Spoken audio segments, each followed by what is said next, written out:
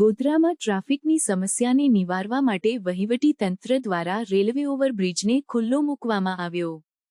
પંચમહાલ જિલ્લાના ગોધરા શહેરમાં ટ્રાફિક સમસ્યાને નિવારવા માટે વહીવટી તંત્ર દ્વારા રેલવે ઓવરબ્રિજ ખુલ્લો મૂકવામાં આવ્યો છે. આ પગલાંથી શહેરમાં ટ્રાફિક વ્યવસ્થા સુધારવામાં મદદ મળશે અને નાગરિકોને રાહત મળશે. જિલ્લા પોલીસ વડાએ બ્રિજ ખુલ્લો મૂક્યા બાદ અન્ય ડાયવર્ઝન અને ટ્રાફિક પોઇન્ટ કાર્યરત કરવા માટે સૂચનાઓ આપી છે. આથી શહેરમાં ટ્રાફિકનું સુચારુ સંચાલન સુનિશ્ચિત કરવામાં આવશે અને વાહનચાલકોને અનાવશ્યક વિલંબનો સામનો કરવો નહીં પડે.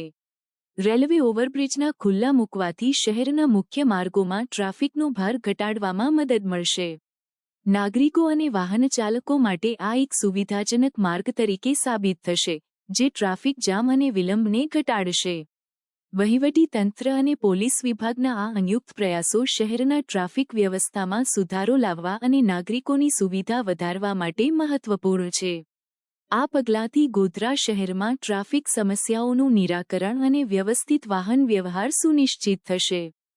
ઘણા વખતથી આ બ્રિજનું કામ ચાલુ હતું અને આજે પરિપૂર્ણ થઈ ચૂક્યું હતું અને ઘણા સમય પછી આજે એને વિલંબ થવા પછી પણ આજે બ્રિજનું ઉદ્ઘાટન જે થયું છે અને જે અહીંના જિલ્લા તંત્રના આપણા વહીવટી તંત્ર દ્વારા અને શ્રી ધારાસભ્ય દ્વારા આજે આ બ્રિજને ખુલ્લો મૂકવામાં આવ્યો છે, જેના લીધે ગોધરાની પબ્લિકને 99% આજે શાંતિ થઈ જશે અને કોઈ પણ ટ્રાફિક સમસ્યા હવે રહે તેમ લાગતું નથી.